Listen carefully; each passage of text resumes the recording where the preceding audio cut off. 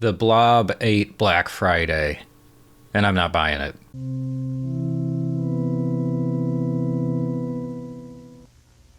Welcome back. This is a channel where I make fun of marketing.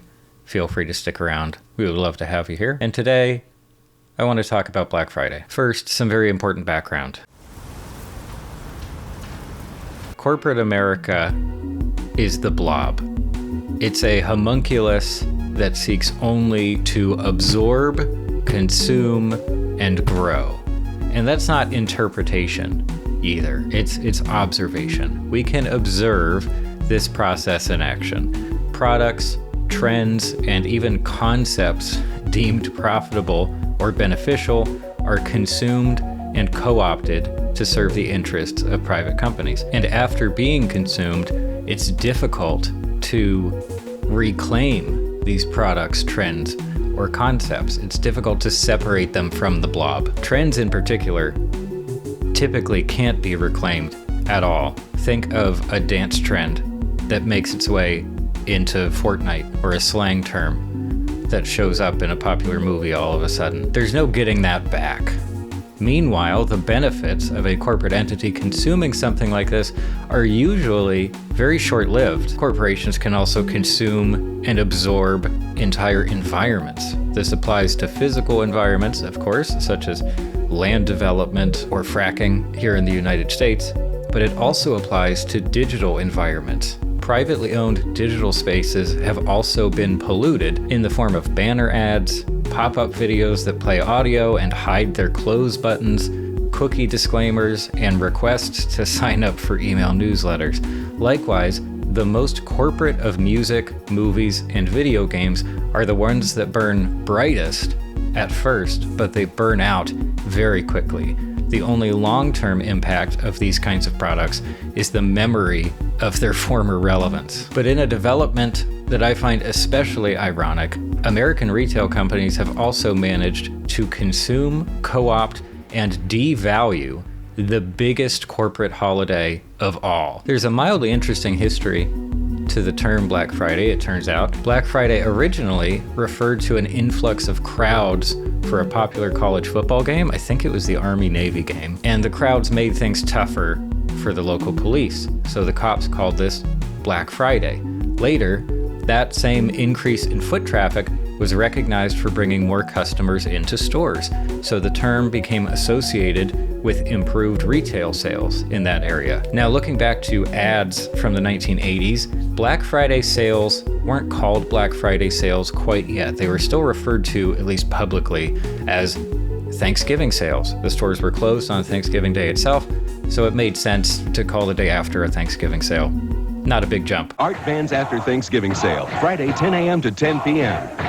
Oh no. But definitely by the early 2000s, at least by the early 2000s, Black Friday shifted from being an internal label, referring to how it could put a company's yearly finances in the black, to an external label used by retail chains and average people alike. The term then took on yet another meaning as Black Friday store openings became increasingly violent.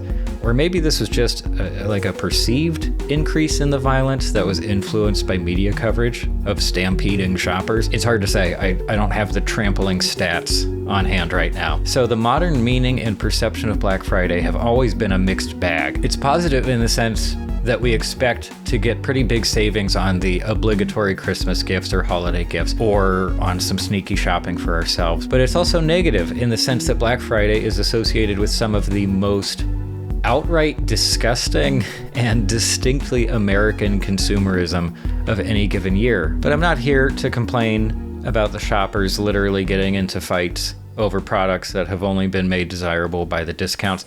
Obviously, anyone who causes physical harm while shopping is terrible. That's one of our channel rules, in fact. But in a real twist, up until recently, I had very positive feelings about Black Friday. Specifically back in middle school and high school, I really looked forward to Black Friday, especially like in relation to Thanksgiving, because like plenty of other people, the family gatherings tend to make me feel exhausted and bad. And Thanksgiving is the most family gathering of them all. It almost seems specifically engineered to exacerbate generational and political divides.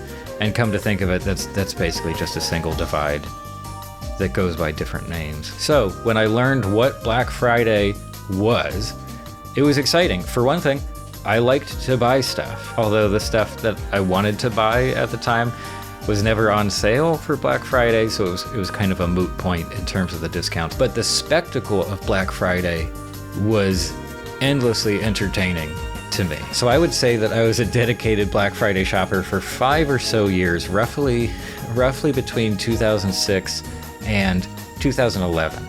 And even in that incredibly limited scope, even in that tiny microcosm of the entire Black Friday phenomenon, it was easy to see the progression. From year to year, at the exact same store, people started lining up earlier at 3 a.m., for example, instead of 5 a.m. Then the next year it might be 1 a.m., and they would have their little hand warmers and their camping chairs. Then they started lining up the night before. And then I started to hear about stores opening earlier. And of course, we have to note that the herd mentality atmosphere of Black Friday also proved to be a really great way to generate sudden and mostly artificial demand for specific products that otherwise would not have been all that desirable. So one year we made the mistake of going to a Walmart for Black Friday. We hadn't gone to a Walmart before. It was like that was the exciting alternative to Best Buy or the mall or something like that. After the initial mad rush, we, went inside to look around, and it was very easy to tell what the hot deal was for that year, which was a flat screen TV. Now, please keep in mind that this was the era of like early plasma flat screens and the transition away from CRTs. But when we look closer at the boxes that all of like the proudest shoppers who had gotten in there first were carrying around it in their shopping carts, very awkwardly, because it was a massive box, by the way, we realized that this flat screen TV was actually just a flat screen CRT with the super bulky housing. So it wasn't referring to the entire device being flat, just the screen itself happened to be flat instead of curved.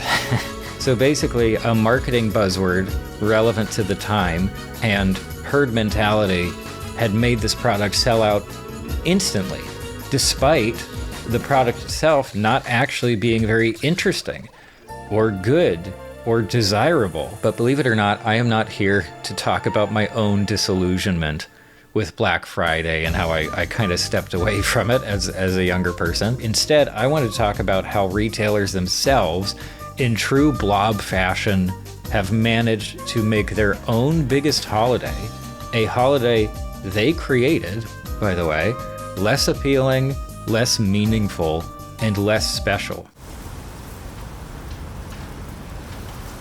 One of the primary reasons the blob functions the way it does is a literally endless and literally insatiable desire for growth. This desire is inherent to the blob. Unlike humans, the blob can't evolve. It can't make meaningful changes to how it functions or to what it wants. This makes the blob incredibly predictable. No matter how good, how profitable any individual Black Friday ever was, the blob always needed the next year to be bigger and better than the one before. So, as online shopping became normalized in the 2010s, the blob offered online deals as a supplement, and then eventually as an alternative. Then the blob decided to add another Black Friday, essentially, but called this one Cyber Monday. And most recently, the blob has completely diluted the very concept of Black Friday.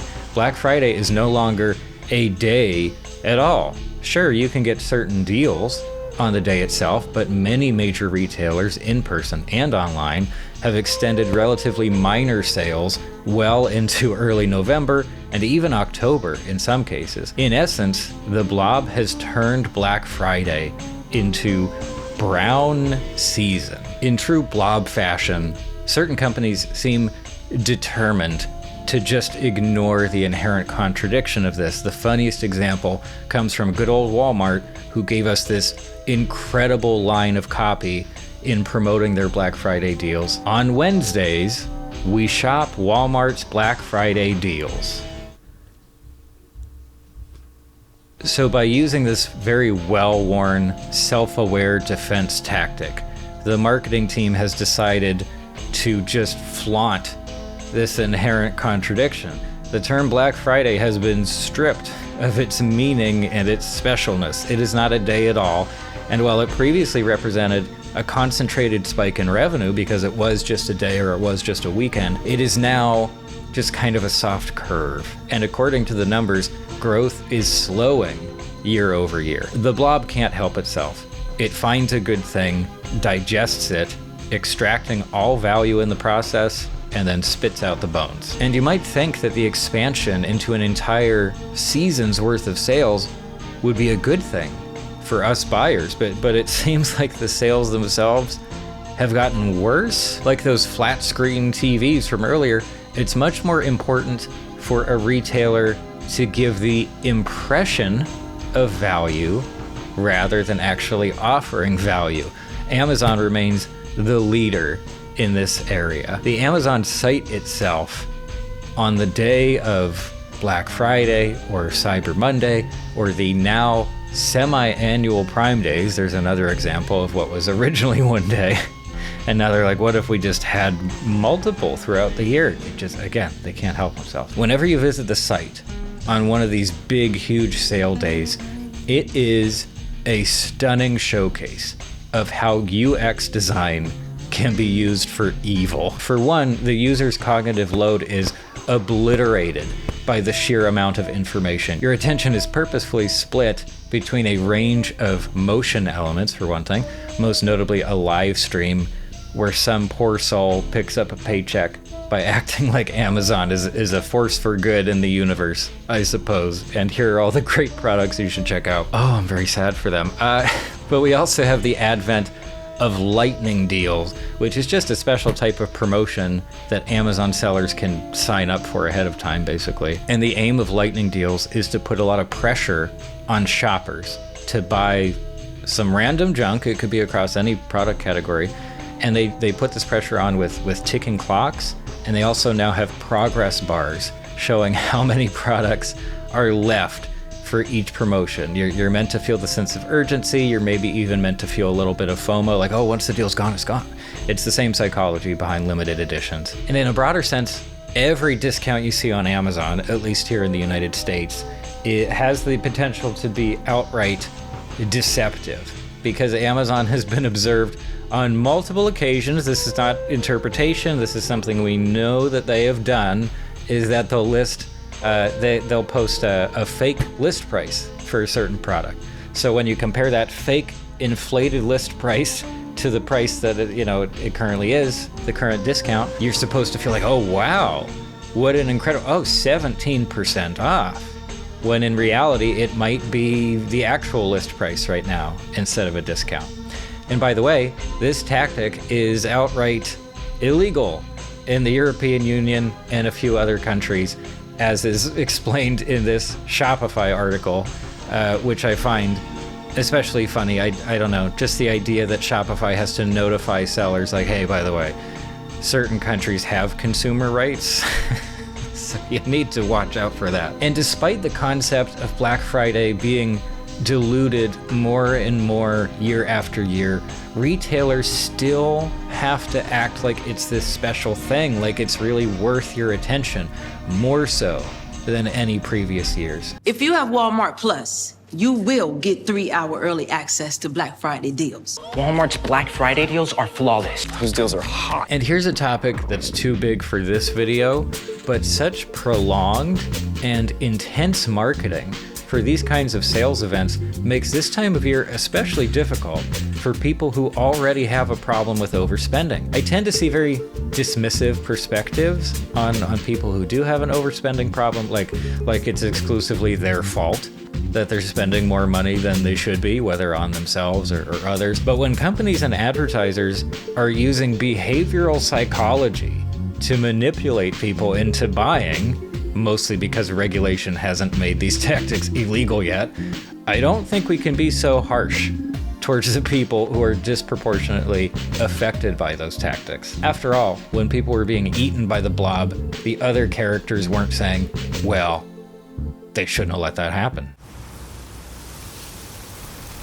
Despite Black Friday being inherently problematic from the very start, there was a time when I found some enjoyment in it. It was not the intended enjoyment, but still, it meant something to me. And long after I lost interest, the companies benefiting the most from this celebration of contemporary consumerism still found a way to make Black Friday less special for everyone else too. This is the nature of the blob. The only positive here is that the snake eats itself. Black Friday as a concept is in the middle of a very prolonged self-destruct sequence. We don't have to go to war on this one. We don't have to get mad. We don't have to yell at people to stop going to these kinds of events. It's not necessary. The only call to action for today is to try to stay away from retail sites if you are at risk of overspending.